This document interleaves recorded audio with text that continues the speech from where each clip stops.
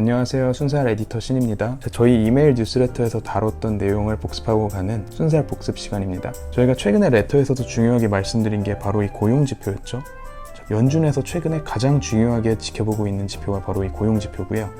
그래서 연준이 하는 일을 간략히 살펴보면은 연준에서 통화정책이라는 건 돈을 얼마나 세상에 더 풀지 말지, 발행할지 말지를 결정하는 거죠.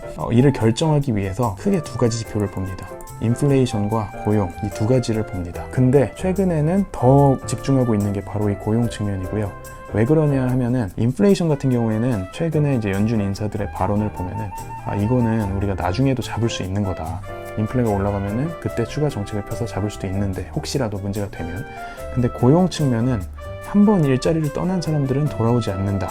이 부분이 굉장히 큰 문제가 되고 있어요. 작년에 팬데믹 터지고 나서 돈을 뿌렸죠. 나라에서.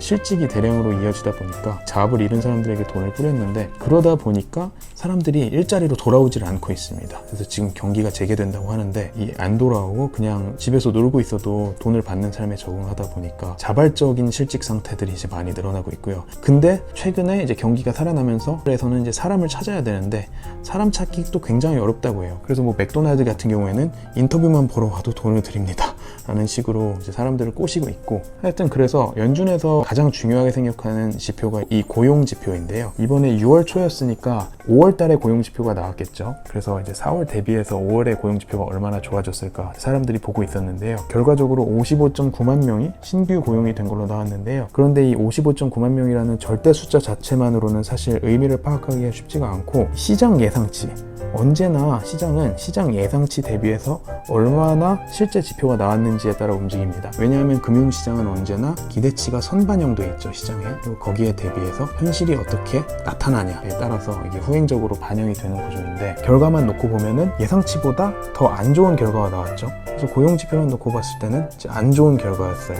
그래서 어떤 결과가 나왔냐 하면은 국채 중장기 금리가 급락했다고 말씀드렸습니다. 이 부분에 대해서 이해가 어려우신 분들이 계신 것 같아서 이 국채 금리에 대해 빠르게 설명하고 넘어가자면, 국채라는 거는 결국에는 미국이라는 나라가 돈을 빌리는 거죠. 국가 부채예요. 근데 돈을 빌릴 때 뭐 1년 단위로 빌릴 수도 있고 3년짜리 빌릴 수도 있고 5년짜리 빌릴 수도 있고 10년으로 빌릴 수도 있고 아니면 뭐 더 길게 뭐 3, 40년 그 이상으로도 빌릴 수 있을 텐데요. 기본적으로 금융시장에서 이제 다양한 만기의 채권들이 거래가 됩니다. 그랬을 때 여기서 일드 커브라는 개념을 빠르게 이해를 하고 가면은, 일드 커브라고도 하고 뭐 수익률 곡선이라고도 하죠. 사실 좀 어려워 보이는 단어인데 알고 보면 아무것도 아니고요. 미국이라는 나라가 됐건 개인이 됐건 돈을 빌리려면은 만기에 따라서 나 1년 동안 돈 빌려줘, 뭐 10년 동안 돈 빌려줘, 이런 식으로 돈을 빌려줄 사람한테 돈을 빌려야겠죠. 그랬을 때 돈을 더 짧은 기간 동안 빌리면 더 적은 이자율을 내게 될 거고, 돈을 더 오랜 기간 동안 빌리면 더 많은 이자율을 내게 되겠죠. 왜냐면은 10년 동안 돈을 빌려줬을 때는 10년 안에 망할 확률이 더 높은데 1년 동안 빌려주면은 웬만하면 1년 안에 돈을 받을 거라고 이제 사람들이 예상을 하겠죠. 그래서 기본적으로 이렇게 다양한 만기별 이제 금리가 다르기 때문에 이것들을 이제 점을 찍어서 연결해 놓은 거를 일드 커브라고 하고요.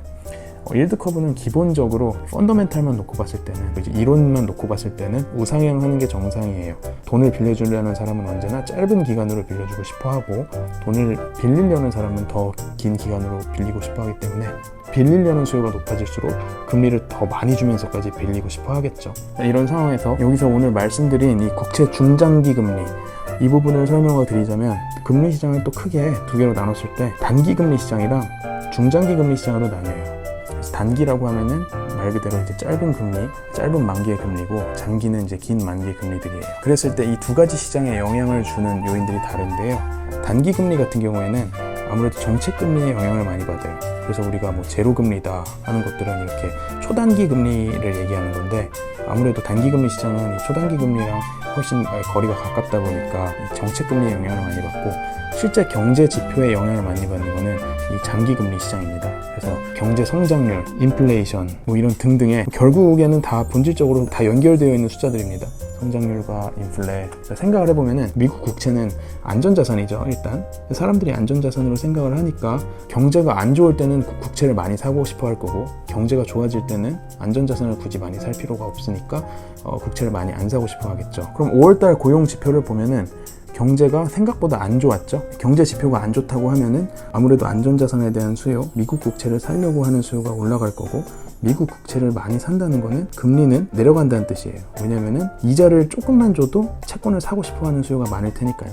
그래서 이 금리라는 게 원래 더 높은 데서 있다 이렇게 내려왔다는 거고, 여기서 말씀드리는 게 이렇게 미국 10년 국채 실제로 많이 빠진 거를 확인할 수가 있죠. 그래서 이렇게 경제 지표에 민감한 국채 중장기 금리가 급락했다는 그런 결과가 나왔고, 그리고 요즘에 계속 미 연준이 긴축을 해야 되냐 말아야 되냐, 뭐 맨날 테이퍼링 얘기하고 있잖아요. 테이퍼링이라는 거는 양적 완화를 줄인다는 건데, 양적 완화를 줄인다는 거는 경제가 어느 정도 안정화됐으니까 더 이상 돈을 안 풀어도 된다 이런 얘기잖아요. 그랬을 때 경기 지표가 안 나오면은 아직은 테이퍼링 할 시기가 아니다, 뭐 긴축을 할 시기가 아니다, 뭐 그런 식으로 시장이 생각을 할 수가 있겠죠. 연준도 그렇게 판단을 할 거라고. 그래서 경기 지표가 잘 안 나왔기 때문에 미 연준의 긴축이 걱정만큼 빠르게 진행되진 않을 거란 안도감이 있었다. 근데 긴축을 한다는 건 결국에는 금리 올린다는 얘기예요. 결국에는 테이퍼링이라는 게 바로 금리가 올라간다는 건 아니지만, 테이퍼링을 하다 보면은 그 다음 단계로 금리 인상까지 이어지기 때문에, 그랬을 때 테이퍼링을 좀 더 늦게 할 것 같다. 그럼 금리를 그렇게 빨리 안 올릴 것 같다. 그리고 국채 중장기 금리가 급락했다. 그랬을 때 일단 금리가 낮을 거라는 얘기죠. 근데 금리가 낮다는 거는 나스닥 같은 성장주에게는 훨씬 더 이득이란 뜻이에요. 쉽게 설명했을 때 나스닥의 성장주들은 기본적으로 한참 먼 미래에 벌어들일 돈을 현재 가치로 할인해 와서 기업 가치를 이제 산정을 하게 되는데, 뭐 실제로는 이 방법을 쓴다기보다는 이제 원론적인 말씀을 드리는 거고요. 이론적으로 이런 상황인데, 중간에 시장 금리가 높으면은 이런 나스닥에 묻어놓고 먼 미래에 수익 실현할 때까지 기다리는 게 아니라 중간에 돈이 셀 방법이 많아지겠죠. 금리가 높은데 굳이 나스닥에 성장주에 돈을 넣어야 되나? 그냥 이자 많이 주는데 넣으면 되는 거 아닌가? 이런 생각이 있으니까요. 근데 금리가 낮게 유지된다는 거는 이런 새는 돈들이 점점 사라진다는 거고, 그러면 나스닥 입장에서는 훨씬 더 이득이겠죠. 그래서 금리에 민감한 나스닥을 위주로 3대 주요 증시 모두 상승 마감을 하는 그런 모습을 보였습니다. 그래서 오늘은 이 고용지표라는 개념이 어떤 식으로 채권 금리에 영향을 미치고 그게 어떻게 증시에까지 영향을 미치는지 연결해서 알아봤고요. 다음 시간에는 또 다른 주제로 복습을 하겠습니다. 감사합니다. 안녕.